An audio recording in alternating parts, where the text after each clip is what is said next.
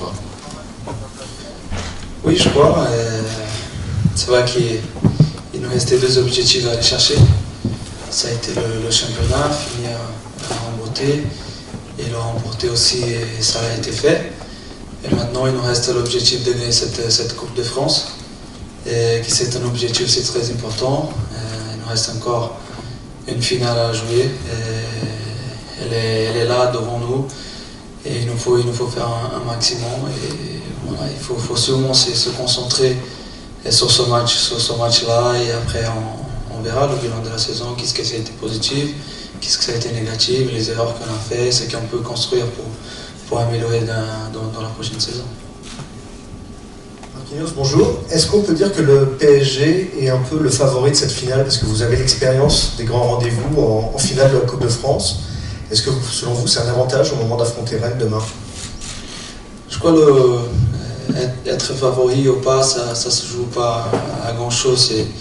C'est vraiment le terrain qui va compter. Et si l'équipe qui a plus d'histoire, qui est le favori, tout ça, ça reste en dehors de terrain. Et voilà, il ne faut pas qu'on pense à ce qui est le favori. Le match, il est là, il y a 50% de chances de gagner à chaque équipe. Et alors, le favoritisme, il laisse de côté. Bonjour Marquinhos. Est-ce que depuis que tu es au PSG, c'est la saison la plus éprouvante psychologiquement que tu vis? Éprouvante, ça veut dire dur.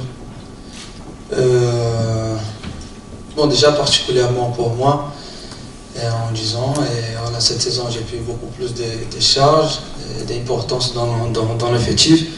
Alors, particulièrement, ça a été une très bonne expérience pour moi.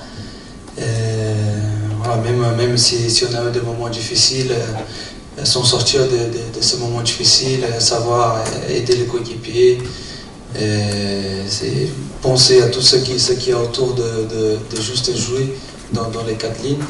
Et ça m'a fait beaucoup progresser. J'ai essayé de profiter un maximum. Bon, je pense que ça peut être une des saisons la plus éprouvante pour nous, mais il faut penser à des choses positives, à des choses qui peuvent t'améliorer. C'est dans les difficultés, c'est dans le dur que tu réfléchis, que tu fais des analyses pour grandir et aller vers l'avant.